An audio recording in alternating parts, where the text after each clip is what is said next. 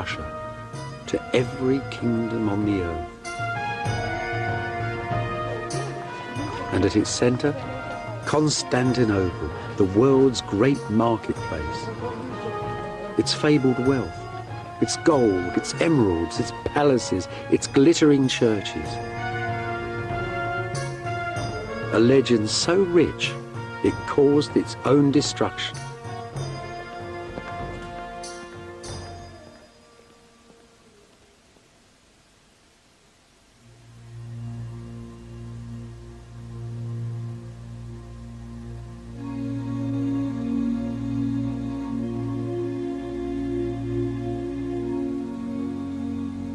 Founded in the year 330, the Christian Empire of Byzantium had its centre here, in Istanbul, in modern Turkey.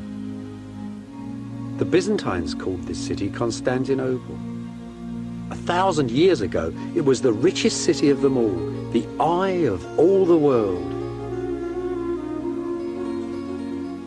In the very centre, the ancient church of St. Sophia, converted now into a mosque.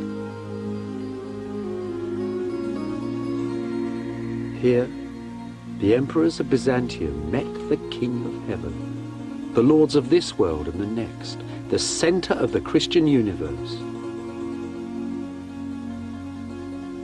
Visions of this holy city and its golden emperors filled the mind and the imagination of every medieval prince and king until one day, an army of the Christian West came here and destroyed it.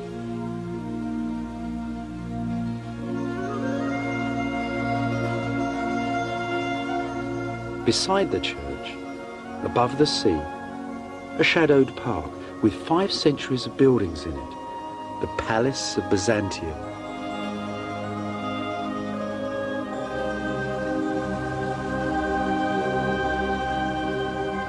A 1,000 years ago, there were gold pavilions here, chapels, mansions, set in a sea of green. An earthly paradise. One of the most potent ancient legends of our planet, the home of God's emperor on earth. So where is the Holy Palace of Byzantium in modern Istanbul? That's a lump of it there. That sad, pathetic pile of brick. You have to go into the streets, into the alleyways. You really need a map. Look, I'll show you. Modern Istanbul. Why the map's always open the wrong way? Modern Istanbul, ancient Constantinople. I'll show you what I mean. Look, there's the great Roman roads coming into the centre of town, the hippodrome where the people met the emperor, the great church just beside it. And there, between that wall and that one there, that whole area was all palace. Dozens of buildings, dozens of churches, all together, high and glittering right across the hill. So you might ask, where the hell is it now?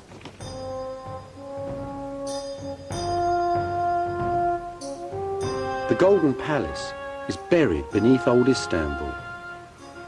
The little streets are haunted by its lost pavilions, by ghosts of ancient gardens, by the shadows of its courtiers and generals. The enormous curve of the imperial racetrack still stands though, a shattered wonder of the medieval world.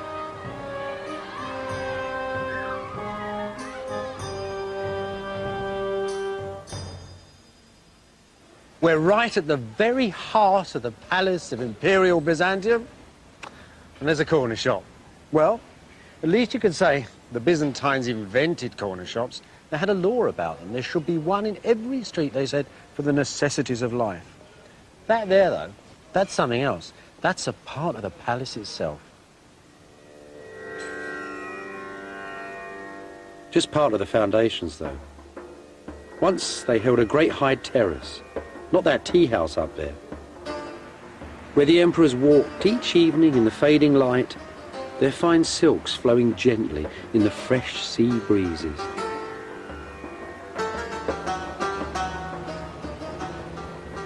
Constantinople was the greatest seaport in the medieval world. Arab, Russian, Viking and Italian boats once sailed along these walls. This is the ruin of an imperial pavilion, some 14 centuries old. The warm sea once splashed against these walls. Those are the doors through which the emperor once walked to board the royal yacht, the Greyhound.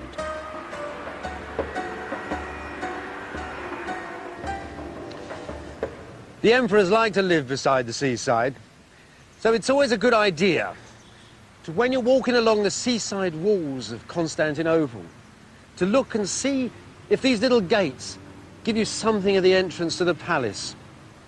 Some of them don't look much today, but they're very interesting. See this Greek text?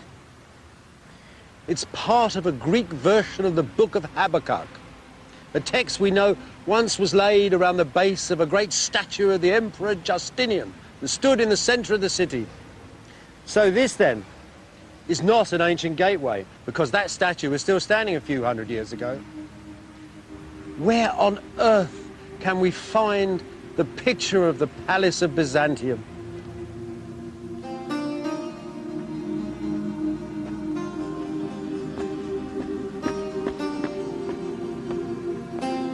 It's still here, of course, in its imitations, in echoes of the great palace of Constantinople that stand in Sicily and Spain, in Syria and Rome. Villas, gardens and verandas, all set like tents across the hill.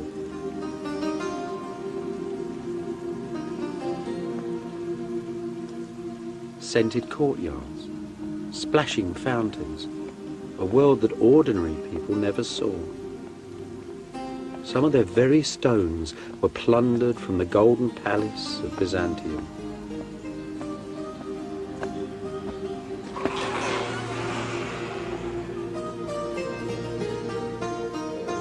There were churches too, filled with the holiest of relics. Fragments of the true cross set in gold and blood-red rubies. And great jewelled cups made for the emperor's own communion.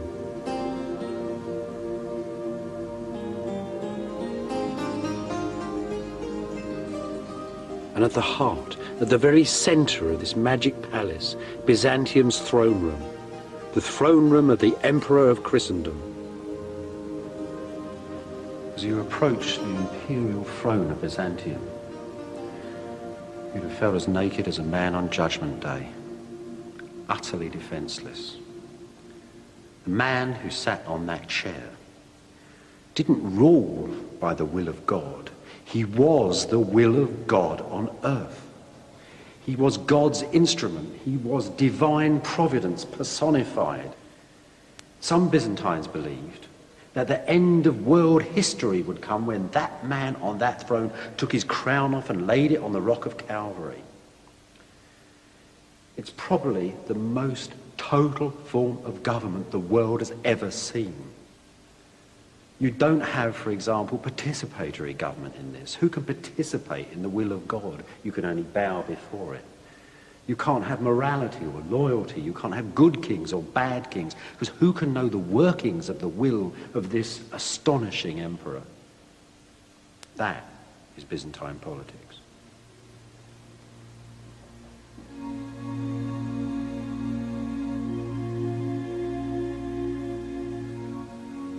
Byzantium ruled with cosmic certainty.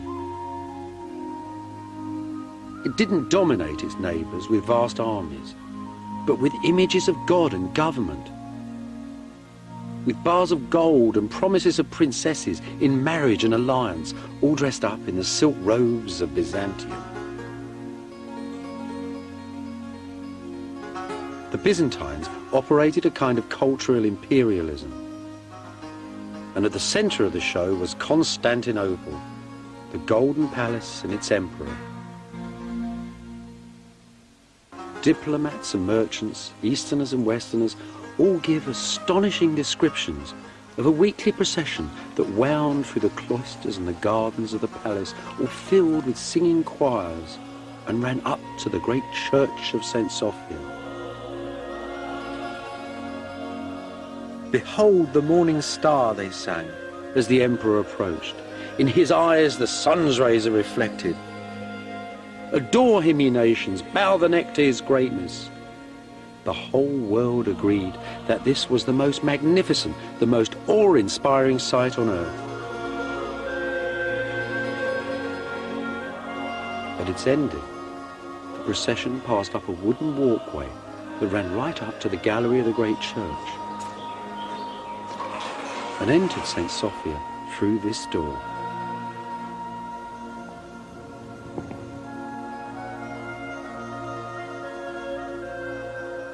Here, high up in the gallery of St. Sophia, was the chapel of the emperors and the court.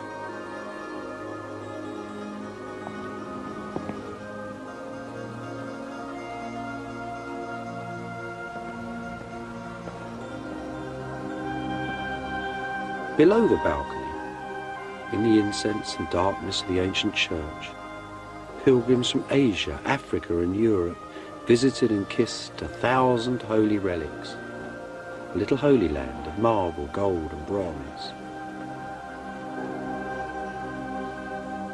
In this smaller private space above, the emperors held courtly services and were enrobed for the vast ceremonials that took place each week in the church below. And here they are still, the dynasties of old Byzantium, still walking in the grand procession from 1,000 years ago. That's the Emperor John the Good up there, all decked out in his Sunday best and carrying a bag of gold for the church. He was a good king.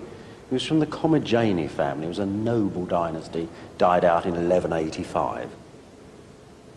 That's his wife,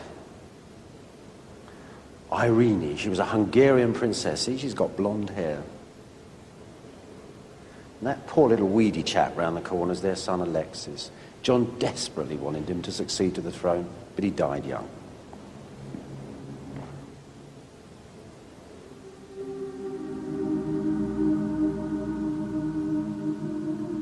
In the year 987, Russian ambassadors came south into the sun to see Byzantium. They told their prince, the ambitious Prince of Kiev, that they couldn't begin to describe the splendor of St. Sophia. They could only say that God dwelt here within it, and they were all baptized. Just as it intended, Byzantium had dominated its neighbors with pious splendor and magnificence. These Russians, though, were tough and warlike. Despite their newfound faith, they still hovered dangerously on Byzantium's northern borders.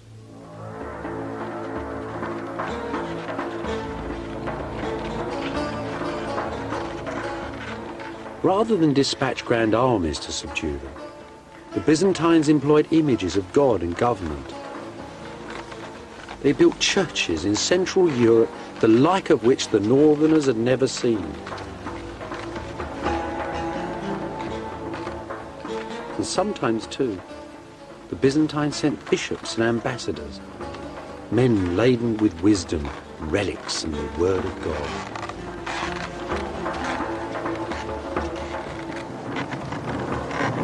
The Byzantines didn't like to travel north in the winter. The diplomats had to go sometimes to little bars of gold stamped with the emperor's name, wrapped in furs and stuffed under the sledge out of the way, the gold to bribe local chieftains to attack one another rather than to go and attack Constantinople. It was a terrifying journey. First of all, you went to a Byzantine border fort.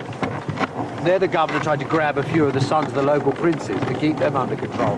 And then you set out across the icy wastes.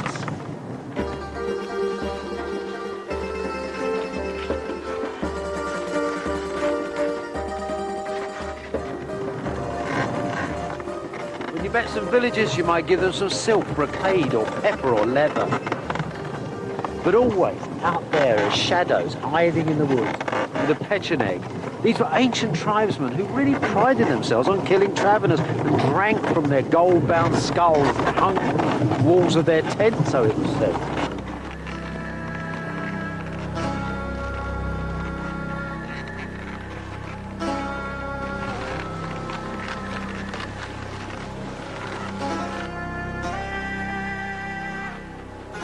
After months of travel, you'd arrive at the side of the frozen river Dnieper and look up at the great fortress of the ruler of Kiev, the prince of the Varangian Ruse. Before Byzantium, the princes of Kiev had all lived in wooden huts. These towers and domes and all the dreams they hold came here from old Byzantium. And the story of their making is an extraordinary tale.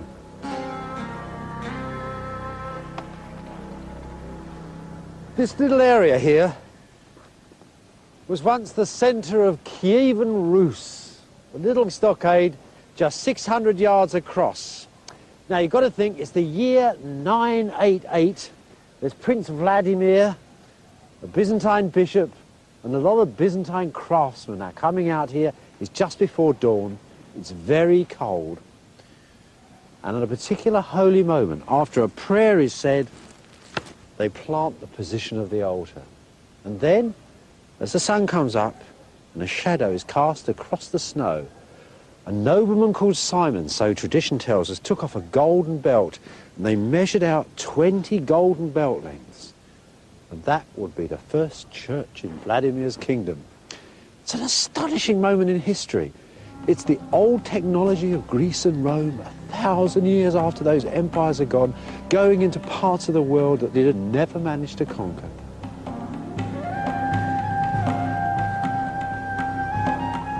Vladimir's church is gone now. There's still a few bits of the floor left, though. Some precious relics of a tremendous Byzantine achievement.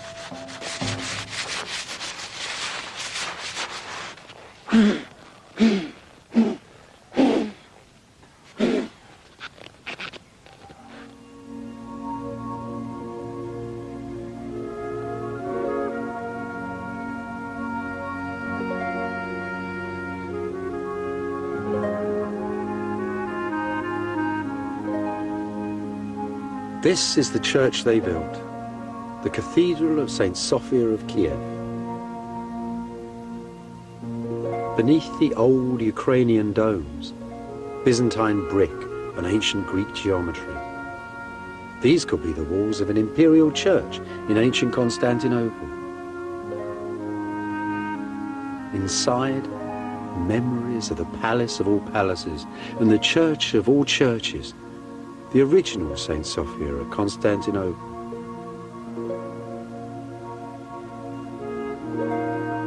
And gleaming mosaics too, made by Byzantine craftsmen sent here to work for Vladimir's son, Prince Yaroslav. Carefully preserved images of Jesus, Mary and the saints, images of government and holiness to pacify the north. The heavenly court of old Byzantium, floating high above the Prince of Kiev.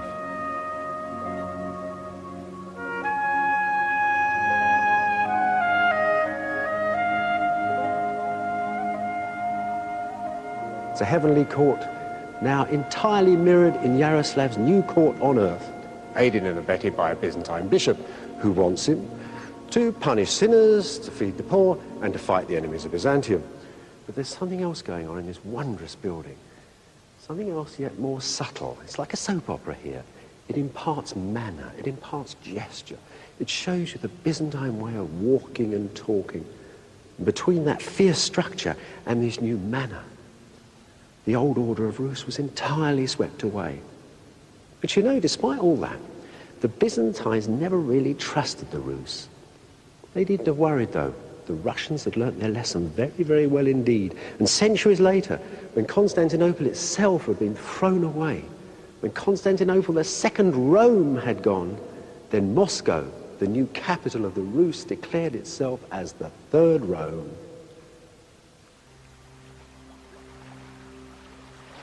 Just as the dangerous northern tribes passed under Byzantium's golden spell, so did its southern European neighbours, in Greece and Italy and the islands of the Mediterranean.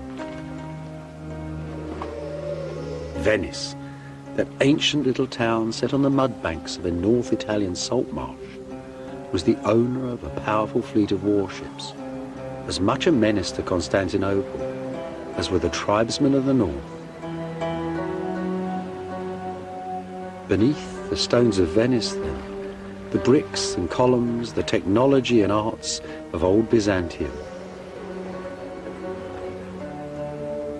Just like Kiev, Venice's first churches and its most powerful images of God and government all came here from Byzantium.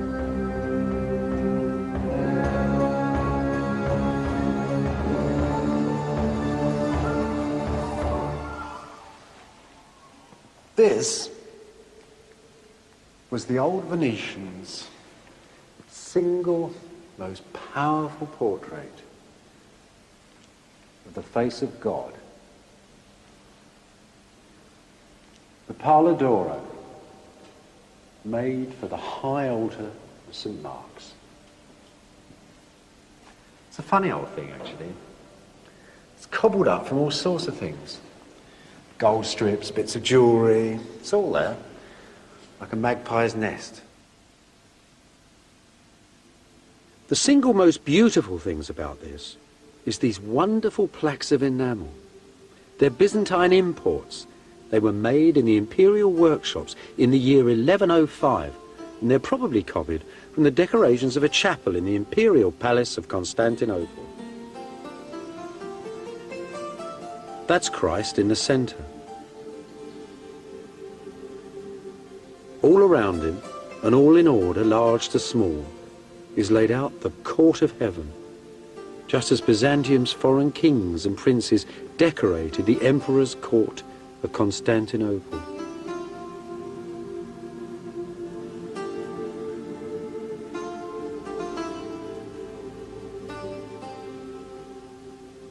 If you were a useful ally for Byzantium, and you sent off 30 or 40 pounds of gold to Constantinople with a humble letter, the emperor might just honour you with some of these panels, pictures of God and your local saints, and portraits too of you amongst the golden prophets and the angels of Byzantium. This was the power of Byzantium abroad, its prestige, its foreign policy. This little chap here is Ordelafo Faglia, the ruler, the Doge of Venice. He's the man who commissioned the greater part of the Pala d'Oro. Now this is where you can start to see something of that provincial envy of Byzantium starting to work. That envy that almost rose up and threatened to destroy the great imperial empire. Look, show you what I mean. There's the man, there's the Virgin Mary, and there you would expect the man's wife. But it isn't his wife. It is the Empress Irene of Byzantium. So what's going on here? Well, I think the Venetians have sort of rejigged it. So the dear old Doge of Venice, who by Constantinopolitan rights was a minor official on the edge of empire, suddenly popped up as, married to the great Empress. They've also, the Venetians, cunning devils, given him a halo. You see, they've soldered a whole new head on there.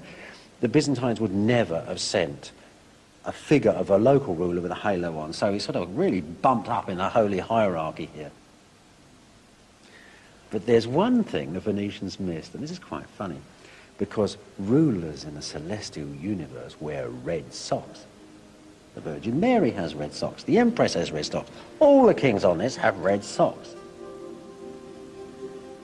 But poor old Ordelafo doesn't.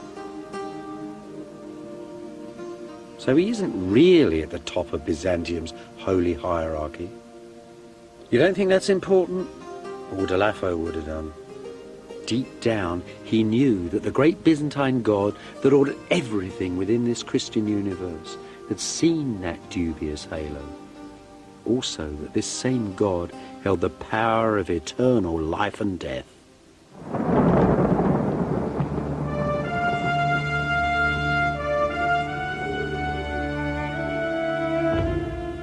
By the Middle Ages, Byzantium's most powerful images of God and government had crossed the Mediterranean and penetrated Central Europe too. And always, at the very heart of this Christian universe, was the golden emperor of Byzantium and the glittering city of Constantinople. What did that legendary city really look like?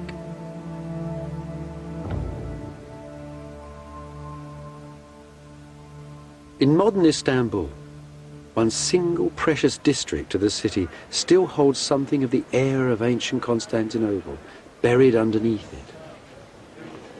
Part built from the stones of the city's ancient marketplaces, Istanbul's bazaars still stand in Byzantium's thin streets.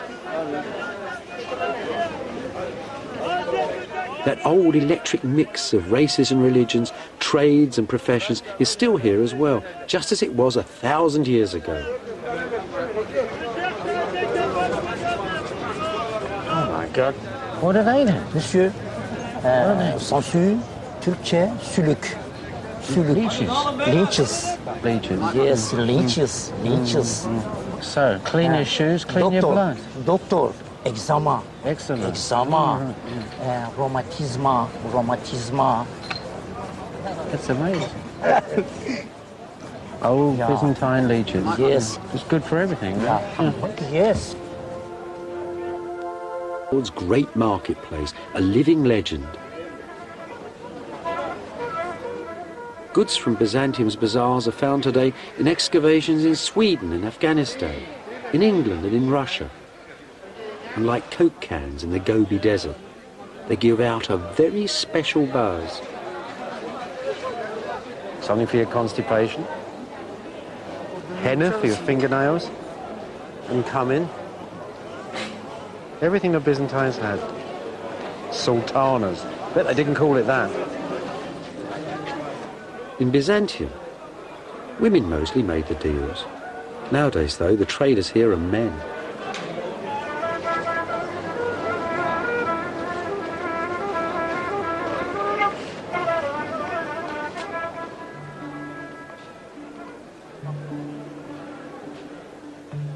Baltic amber, African gold and ivory,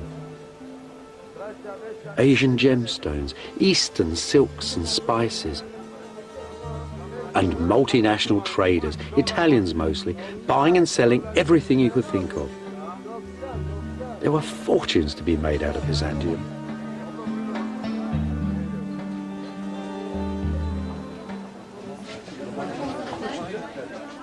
The old bazaars had ancient wisdom up for sale as well. In Byzantium's book market, the best part of the learning of the ancient world was copied out by publishers and merchants. And here it is still today, the oldest bookstore in the world. You know, this is an amazing place. Just think, 600 years ago, there was a very famous Arab travel writer, and he was coming through here, rummaging about in the bazaar looking for books. Ibn Battuta, he was called. Anyway, there he was, rummaging around. There would have been more people here then, lots of scribes actually writing them. And a Byzantine magistrate who was walking through the square recognized him. And the old two men got together, the Arab and the Christian, and they sat down and they talked about writing books. They talked about travel and the joys of scholarship. Westerners really loved the book bazaar in Byzantium. They could find things there that were real legends. Magical lost works like this, for example. This is a copy, Greek copy, of an ancient Alexandria by an ancient Greek. It concerns the workings of the universe. Westerners only knew this from the talk of learned Arabs. Now, after visiting the bazaar, they could actually own a copy of Ptolemy's Alchemist. Books like the Alchemist gave algebra and chemistry to Western Europe. To Westerners, it must have seemed that all the wealth and wisdom of the world was held inside Constantinople and in the houses of the lucky people of Byzantium.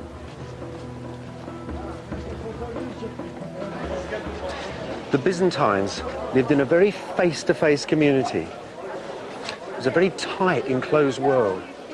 They were incredibly superstitious, always looking for signs as they looked at each other, things that might change the meaning of their relationships with one another. The angle of a man's shoulders could tell you if he was having an affair. If you had a dream that you'd put on a pair of shoes and weren't going anywhere, it meant you might be getting married. You could nod at a woman and it meant that you will be having an affair with her very shortly. Superstitions everywhere. They divine the future by listening to thunder, but above all, they love charms and trinkets, things you can buy in bazaars, glittering treasures. And that is the greatest charm of all. It's been around for thousands of years before Byzantium, and it'll go on for 1,000 years beyond us all. It's a charm against the evil eye. The evil eye, of course, is envy. That thing that's so destructive inside small communities, and so destructive for Constantinople, too. Constantinople was called the eye of all the world. Everybody envied its gold and silk and pretty princesses.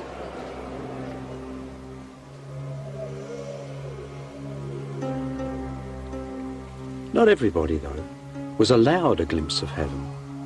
Poor old Bishop Luitprand of Cremona, who'd come to Constantinople for silks and for a Byzantine princess for his prince, hadn't got either of them.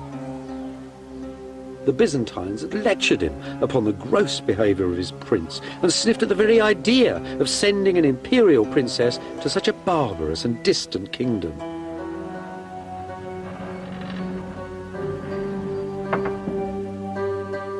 Luitprand greatly resented these haughty Byzantines, especially the great warrior emperor Nicephorus Phocas, who came to the throne in 963.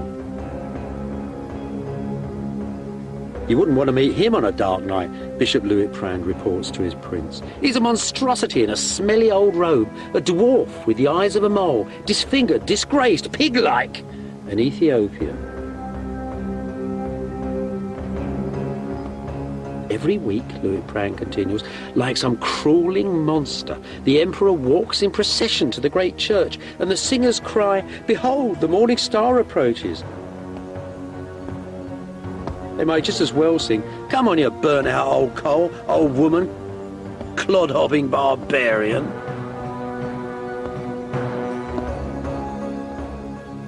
As Western diplomats like Luitprand reported on the weakness of the emperors and on the 1,000 years of treasure in their city, so Western Europe's princes grew ever stronger, ever more powerful, and ever more envious of Byzantium.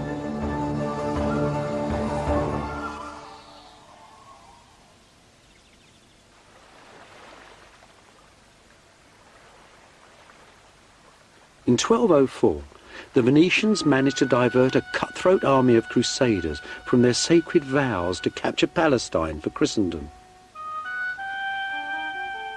Promising them the plunder of Byzantium, they provided lists of the treasures and the holy relics inside Constantinople. On the 13th of April, Venetian war galleys sailed up to the city walls, and the knights of France and Germany, of Italy and England, jumped from the boats onto the battlements. The campaign that followed was a nasty mix of treachery and chaos. At the ending, the city's walls were breached and the imperial throne was overturned. Many Byzantine nobles fled here, to the palace of Black and Eye, where they were besieged by Henry, the noble Prince of Flanders. Now, the Venetians knew exactly what was in this palace. They even had an inventory of its contents. And when the nobles gave up the fight, they took everything they could out of the building. Gold, silver, precious jewels, silk, satins, ermine, minerva. The haul was tremendous. More booty, it said, was taken from this town than from all the cities since creation. Over the next 50 years, half of Constantinople was boxed up, crated, and shipped out of the city to Venice and the West.